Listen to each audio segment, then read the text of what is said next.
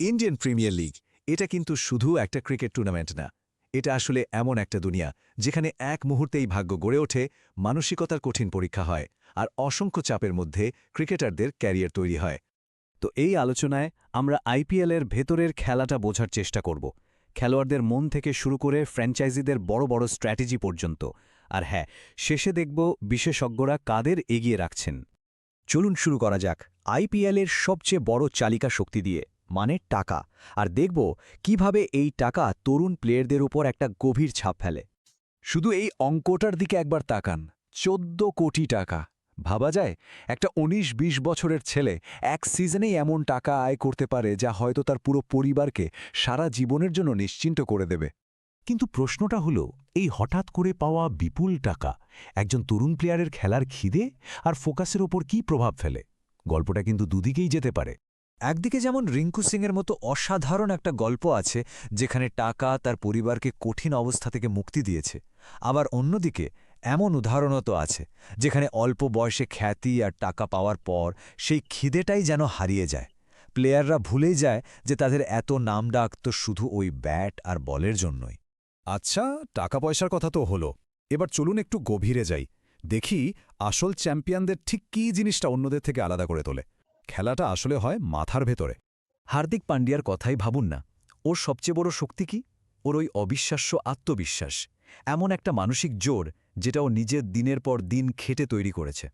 আর এই মাইন্ডসেটের সাথে যখন যোগ হয় ওর অসাধারণ স্কিল, মানে একদিকে ১৪০ কিলোমিটার গতিতে বল করা, আবার অন্যদিকে ১৫০ স্ট্রাইক রেটে ব্যাট করা, সব মিলিয়ে ও এমন একজন খেলোয়াড় হয়ে উঠেছে যার কোনো তুলনাই হয় না বিশ্ব ক্রিকেটে। কিন্তু জানেন, এই মানসিক শক্তিটা সবসময় ধরে রাখা কিন্তু সহজ না। দেখুন, বিশ্বের ১ নম্বর টি-20 ব্যাটার হয়েও অভিষেক শর্মাকে বিশ্বকাপের মতো বড় মঞ্চে খারাপ সময়ের মধ্যে দিয়ে যেতে হয়েছে। আবার ঈশান কিষানের কথাই ধরুন, ওকে তো মানসিক স্বাস্থ্যের কারণে দল থেকে বিরতি নিতে হয়েছিল।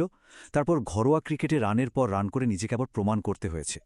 তো একজন প্লেয়ারের মনস্তত্ত্ব থেকে বেরিয়ে এসে এবার চলুন পুরো দলটাকে নিয়ে ভাবা যাক।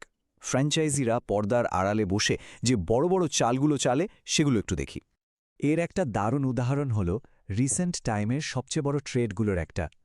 এই ট্রেডের পেছনে কারণটা ছিল খুব ইন্টারেস্টিং।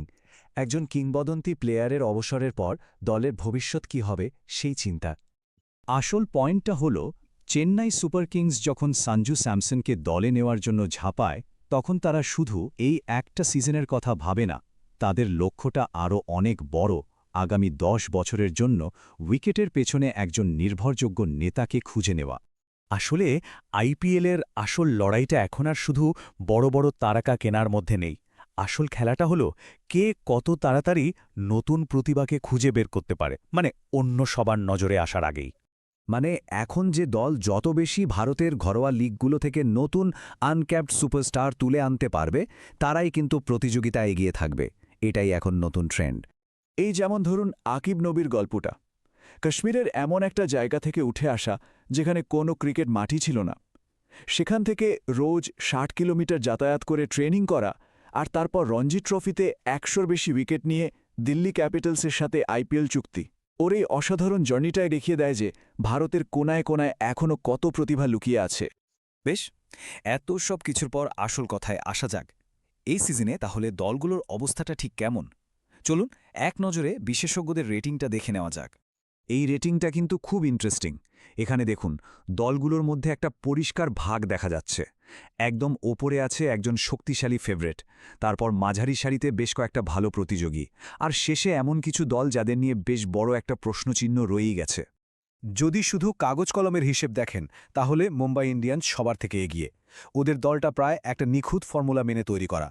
কিন্তু ঠিক ওদের ঘাড়ের ওপর নিঃশ্বাস ফেলছে আরসিবি আর পাঞ্জাবের মতো দলগুলো, যারা চ্যালেঞ্জ জানানোর জন্য একদম তৈরি।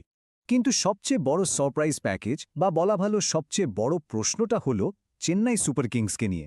ভাবুন একবার, যে দলটা বছরের পর বছর ধরে অভিজ্ঞতার ওপর ভরসা করে চ্যাম্পিয়ন হয়েছে, তারা এবার তাদের জেতার ফর্মুলাটাই পুরোপুরি পাল্টে দিয়েছে। এখন তাদের সব বিনিয়োগ তরুণ আনক্যাপড প্লেয়ারদের ওপর। আর এটাই আমাদের শেষ এবং সবচেয়ে বড় প্রশ্নটার সামনে এনে দাঁড় করায়। চেন্নাইয়ের এই একেবারে নতুন তরুণ নির্ভর পরীক্ষাটা কি একটা নতুন যুগের সূচনা করবে, নাকি এই সিজনটা তাদের জন্য শুধু সংগ্রামেরই হবে? সত্যি বলতে এবার কি হতে চলেছে তা কেউই বলতে পারছে না।